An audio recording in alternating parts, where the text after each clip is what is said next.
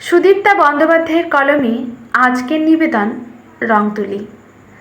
পশ্চিম আকাশে 7 রঙের খেলার মাঝে কমলাটে লাল সূর্যতিলকে অনৈসর্গিক সৌন্দর্য মোহিত হয় দেখছিল সুচেতা ফ্ল্যাট বাড়ির এক ফালি ব্যালকনিতে দাঁড়িয়ে।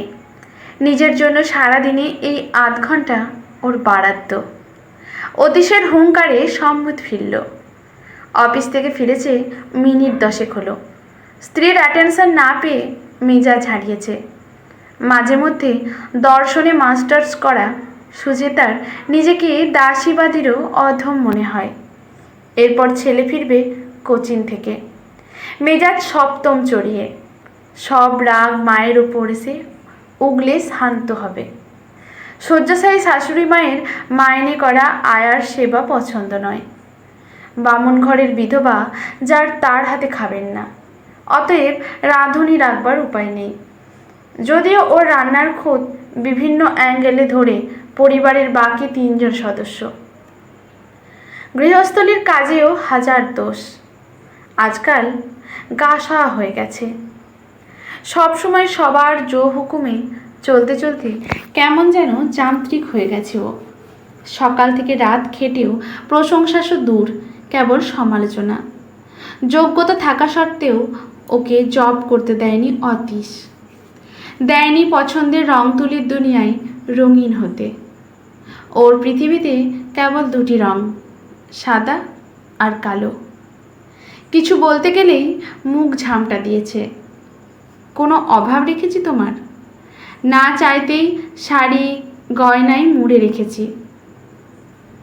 শুয়ে শুয়ে ছেলেকে মৌখিক সর্বাত্মক সহযোগিতা করেন শাশুড়ি মা। এমনকি আত্মজের স্বেচ্ছার অকুণ্ঠ সমর্থন পিতা এবং পিতামহীর প্রতি। এই সংসারে সুচেতার অবস্থান অন্যান্য আসবাবপত্রের মতোই। প্রয়োজনীয়তা আছে বটে, মতামত নেই। নিজের পছন্দে বিয়ে করেছিল সুচেতা। বাবা মার একমাত্র সন্তানের পছন্দে বাধা দেননি। বিয়ের পরেই বুঝেছিল কী পরিমাণ অযোগ্য ভুল করেছে ও। কিন্তু বিবাহ পরবর্তী সমস্যায় বাবা মাকে অভিযোগ জানাবার মুখ ছিল না ওর। এখন অবশ্য সে বালাই চুকে বুকে গেছে। বছর 2 হলো। 6 মাসের ব্যবধানে তারা চলে গেছেন না ফেরার দেশে। বাপের বাড়ি বলতে এখন তালাবন্ধ, ঝোপঝাড়ে ভরা উঠোন আর ধুলো পড়া কয়েকটা ঘর। ওর আঁকা পোর্ট্রেটগুলোও অযত্নে মলিন। ছোটবেলা থেকেই চমৎকার আঁকার হাত ছিল সুচেতার। একাধিক প্রদর্শনীতে ছবি দিয়েই প্রশংসিত হয়েছিল। এমনই এক চিত্র প্রদর্শনী অনুষ্ঠানে আলাপ অতীশের সাথে। চিত্রের উচ্ছ্বসিত প্রশংসার সাথে সাথে চিত্রকরের প্রশংসায় মন কেড়েছিল সপ্রতিভ অতীশ। তারপর ইতিউতি ঘোরাঘুরি থেকে পরিণতি পেয়েছে মাস 6 লেগেছিল। প্রথম ধাক্কায় নববিবাহিত জীবনের ঘোর কেটেছিল বিয়ের মাসখানেকের মধ্যে। ইজেল রং তুলি সাজিয়ে বসতে গিয়েছিল গৃহস্থলীর কাজকর্ম সেরে, ওর নিজস্ব সামান্য অবসরে। তখন অবসরপ্রাপ্ত সরকারি চাকুরে শ্বশুরমশাই অতীন মুখার্জি বেঁচে। তিনি তার স্বভাবসিদ্ধ কর্কশ উচ্চগ্রামী শালীনতার বেড়াটোপকে ঘোষণা করলেন, এ বাড়িতেও সব আঁকা আঁকি চলবে না। হাতে রং তুলি দেখলেই হাত দুমড়ে মুচড়ে ভেঙে দেবেন। সেদিনের অতীশের আচরণ ওকে নির্বাক করেছিল। বাবার কথার প্রতিবাদের বদলে সমর্থন করাই। ওই শেষ, আর কখনো তুলি ধরেনি। সর্বংসহা হয়ে বিষবৎ বিবাহিত জীবনের 20 বছর কাটিয়ে দিচ্ছিল নিজের অস্তিত্ব বিস্মিত হয়ে। রাঁধুনির রান্না পছন্দ নয়, কাজেই রান্না ওকেই করতে হবে। আপ্রাণ চেষ্টা করেও মন মতো রাঁধতে পারেনি। খেতে বসে রান্নার খুদ ধরবেই বাপ বেটায়। শ্বশুর যতদিন বেঁচে ছিলেন উনিও যথেচ্ছ নিন্দাময় করতেন এবং বাপ মাও তুলতেন। শাশুড়ি মা ওর দোষ খুঁজে বের করতেন। এমনকি এখন পক্ষাঘাতে পঙ্গু হয়ে বিছানায় শুয়েও দাপট কমেনি এক ফোঁটা। একবেলার ফাঁকিবাজ আয়া রাখা হয়েছে, তার কাজে সন্তুষ্ট নন। আয়ার হাতে খাবেন না, অতএব 3 বেলা খাওয়ানো, ওষুধপত্র দেওয়া সবই সুচেতার দায়িত্ব। রাতে তো বটেই, দিনের অধিকাংশ পরিচর্যা প্রায়শই সুচেতাকেই সামলাতে হয়। পরিবর্তে কৃতজ্ঞতার বদলে মুখ ঝামটা মেলে পারিশ্রমিক হিসেবে। দীর্ঘ অপব্যবহারের ক্ষয়ে যাওয়া মেরুদণ্ডের অস্তিত্ব টের পেত না, যদি না সেদিন তৃষার সাথে দেখা হতো। আপোষ করে নিজের মান সম্মান খুইয়ে গতানুগতিকায় অভ্যস্ত জীবনে ঝড়ের মতো এসে সব ওলট পালট করে দিল ছোটবেলার বন্ধু তৃষা। মৃতপায়ী মন আর ফজিল মস্তিষ্কে জাগিয়ে তুলেছে ও। মাস 2 আগে এক শপিং মলে দেখা, আগের মতোই প্রাণবন্ত। নিজস্ব বুটিক রংতুলির আউটলেটে নিয়ে গেল জোর জবরদস্তি।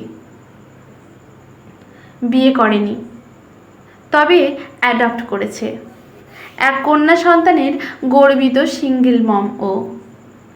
6 বছরের মেয়ে তিন্নি, ওর নয়নের নিধি। মেয়েটি যত্নের ত্রুটি করে না। এইডস পেশেন্ট ছিল, ওর জন্ম দেয়নি। এ কারণেই অনেকেই ওকে এবং মেয়েকে এড়িয়ে চলে, এমনকি ওর তথাকথিত আপনজনেরাও।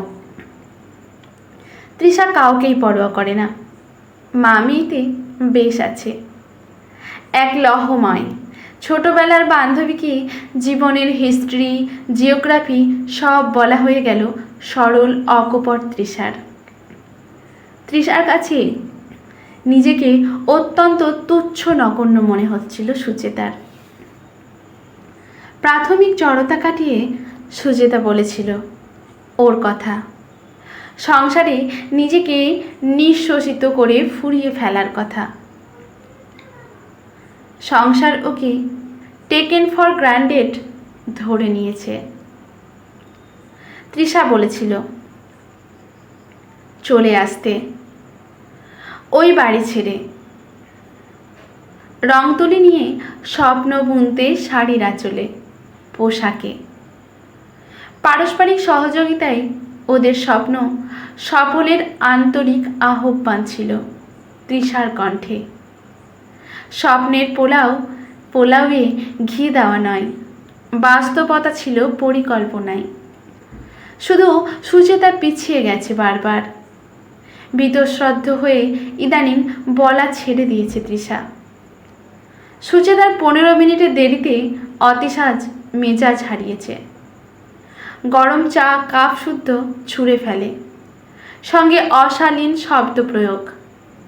কারণ গুরুতর দার্জিলিং চায়ের ফ্লেভার আসেনি সুচেতার অপদার্থতায়। ছেলেও সে সময় টিউশন থেকে ফিরে বাপের পক্ষ নিল। ওদিকে শাশুড়ি মা বিছানায় শুয়ে শুয়ে ছেলেকে উৎসাহ দিচ্ছেন প্রাণপণ। মুহূর্তের সিদ্ধান্তে এক কাপড়ে বেরিয়ে আসে সুচেতা। ওর কখনো না হওয়া ঘর ও তথাকথিত আপনজনদের ছেড়ে। মাথা গোছার ঠাঁই তো রয়েছে, বাপ মা না থাকলেও বাপের বাড়িটা তো রয়েছে এখনো। তৃষার নম্বরে কল করে, আমি আসছি হিসেবে গরমিল হওয়ায় হতভম্ব পেশায় অ্যাকাউন্টেন্ট অতীশ স্ত্রীর গমন পথে চেয়ে থাকে। বাধা দেওয়ার অবকাশ পায় না। আজকের গল্পটি এখানেই সমাপ্ত। ভালো লাগলে লাইক, শেয়ার, কমেন্ট করে পাশে থাকবেন। লেখকের প্রতি শ্রদ্ধা জানিয়ে একটি সুন্দর কমেন্ট করে যাবেন। ইউটিউব থেকে দেখলে চ্যানেলটি সাবস্ক্রাইব করে নেবেন, ফেসবুক থেকে দেখলে পেজটি ফলো করে রাখবেন আর ওই রকম নতুন নতুন প্রেরণামূলক গল্পের জন্য। ধন্যবাদ।